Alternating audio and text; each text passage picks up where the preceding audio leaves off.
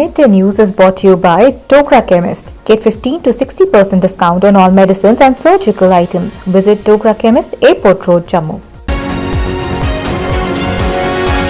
जम्मू कश्मीर में 2 दिनों की कमी के बाद मंगलवार को एक बार फिर से कोरोना संक्रमित मरीजों की मौत का आंकड़ा 50 के पार पहुंच गया है।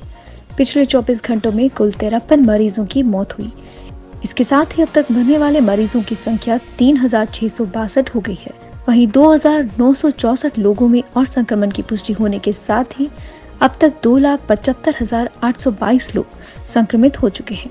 अच्छी बात यह है कि 3,623 और मरीज स्वस्थ होने के साथ ही अब तक 2,27,242 मरीज स्वस्थ हो चुके हैं। कोरोना की तीसरी लहर की आशंका को देख उपराज्यपाल मनोज सिन्हा अभी से प्रदेश के स्वास्थ्य ढांचे को दुरुस्त करने में जुट गए हैं। मंगलवार को उन्होंने कठुआ और सांबा में विकसित किए जा रहे कोविड उपचार ढांचे का आकलन कर दिशा निर्देश दिए। सिन्हा ने कोविड बिस्तरों की संख्या बढ़ाने, ऑक्सीजन सुविधा सुनिश्चित बनाने के लिए समय सीमा तय कर दी। वरिष्ठ डॉक्टरों के कोविड वार्ड में मरीजों की जांच के लिए दौरों की संख्या बढ़ाने का निर्देश दिया। साथ ही कहा कि हमें भविष्य की चुनौतियों से निपटने के लिए तैयार रहना चाहिए। जम्मू में अब ब्लैक फंगस के मामले बढ़ते जा रहे हैं। मंगलवार को एक और मरीज में ब्लैक फंगस के लक्षण पाए गए।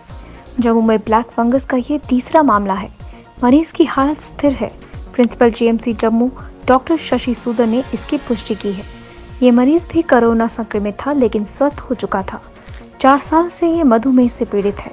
डॉक्टरों के अनुसार इलाज के दौरान जब स्टेरॉइड का इस्तेमाल हुआ तो उससे मरीज की प्रतिरोधक क्षमता कम हो गई है। मरीज सुपर स्पेशलिटी अस्पताल में भर्ती है। कोरोना संक्रमितों के उपचार के लिए रक्षा अनुसंधान एवं विकास संगठन जम्मू कश्मीर में 2 और कोविड अस्पताल बनाएगा। इसकी मंजूरी मंगलवार को केंद्रीय गृह सचिव अजय भल्ला ने जम्मू कश्मीर समेत देश के विभिन्न राज्यों में कोविड प्रबंधन की समीक्षा के दौरान दी। वे वीडियो कॉन्फ्रेंसिंग से रूबरू हुए। इस बीच डीआरडीओ का जम्मू के भगवती नगर क्षेत्र में तैयार हुआ 500 बिस्तरों वाला कोविड अस्पताल बुधवार पूरी तरह क्रियाशील हो जाएगा, जबकि श्रीनगर में निर्माणाधीन कोविड अस्पताल 1 जून को तैयार होगा। दोनों अस्पतालों के लिए 2 ऑक्सीजन टैंकर भी स्थापित किए गए हैं। जम्मू कश्मीर के लिए मंजूर किए 2 डीआरडीओ अस्पतालों की क्षमता 250 बिस्तरों की होगी। ये दूर दराज के जिलों के मरीजों के लिए होंगे। जम्मू कश्मीर में 18 से 45 साल आयु वर्ग में हाई रिस्क ग्रुप के लिए 8 जिलों में विशेष टीकाकरण अभियान शुरू हुआ। चिन्हित वर्गों को इस अभियान के तहत वैक्सीन दी गई। मंगलवार को पहले दिन ही 20,237 लोगों ने टीकाकरण करवा लिया। जिन जिलों में टीकाकरण अभियान शुरू हुआ उनमें जम्मू संभाग में जम्मू, कठुआ, राजौरी और उधमपुर जिले और कश्मीर संभाग में अनंतनाग, बारामूला, बडगाम, श्रीनगर जिले शामिल हैं। ये वह जिले हैं जहां पर संक्रमण दर सबसे अधिक है। 50 साल पहले लड़ी गई लड़ाई के नायक कर्नल पंजाब सिंह 2 बार कोरोना को मात देकर इस दुनिया से विदा हुए। चंडीगढ़ में सोमवार को उनका निधन हो गया। आज भी पुंछ के लोग पंजाब सिंह को उनकी बहादुरी के लिए याद करते हैं। सेना की पंजाब रेजिमेंट की कमान संभाल चुके 79 वर्षीय सेवानिवृत्त कर्नल पंजाब सिंह कोरोना से तो ठीक होने को हो गए थे, लेकिन स्वास्थ्य संबंधी अन्य दिक्कतों के कारण उनका निधन हो गया। कश्मीर की सुरक्षा का जिम्मा संभालने वाली सेना की 15 कोर के corps commander lieutenant general DP Pandey उनके दामाद हैं।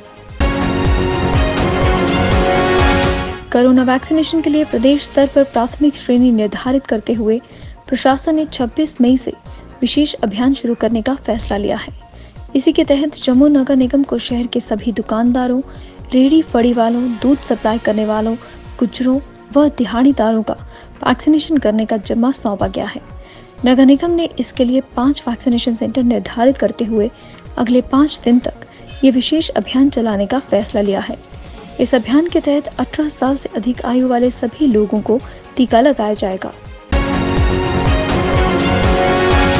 जम्मू कश्मीर के पॉलिटेक्निक कॉलेजों और आईटीआई संस्थानों में पढ़ाए जा रहे कोर्सों की समीक्षा की जाएगी। इसके लिए विशेषज्ञ सलाहकार की मदद ली जाएगी।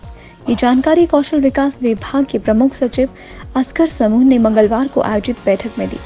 पॉलिटेक्निक कॉलेजों और आईटीआई संस्थानों में उपलब्ध कोर्सों की समीक्षा के लिए सलाहकार की सेवाएं लेने की प्रक्रिया अंतिम चरण में है।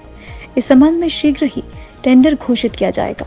ऐसे कोर्स शुरू किए जाएंगे जो मार्केट में रोजगार उपलब्ध करवाने में मददगार हों। सीआईएसएफ के महानिदेशक सुबोध कुमार जायसवाल केंद्रीय जांच ब्यूरो के नए प्रमुख होंगे। नए प्रमुख के लिए सोमवार को जिन 3 नामों का पैनल तैयार हुआ, उसमें सबसे वरिष्ठ होने के कारण महाराष्ट्र कैडर के जायसवाल सबसे प्रबल दावेदार माने जा रहे थे। केंद्र सरकार की ओर से उन्हें सीबीआई निदेशक बनाए जाने की अधिसूचना मंगलवार रात जारी कर दी गई। सीबीआई निदेशक का कार्यकाल 2 साल के लिए तय है। बीते फरवरी महीने में आर.के. शुक्ला के रिटायर होने के बाद देश की शीर्ष जांच एजेंसी के प्रमुख का पद रिक्त चल रहा था। कोरोना महामारी की दूसरी लहर में संक्रमण दर 10% से नीचे आ गई है। इस महीने इसमें 11% से ज्यादा कमी आई है। कोरोना संक्रमण के हर मोर्चे पर हालात बेहतर हो रहे हैं। लगातार 12 दिनों से नए मामलों से ज्यादा मरीज ठीक हो रहे हैं। 21 दिन बाद सबसे कम मौतें भी हुई हैं। केंद्रीय स्वास्थ्य मंत्रालय ने बताया कि कोरोना संक्रमण दर घटकर 9.54% हो गई है। पहली मई को ये 20.66% थी। इस तरह मई के 25 दिनों में संक्रमण दर में 11.12% की गिरावट आई है।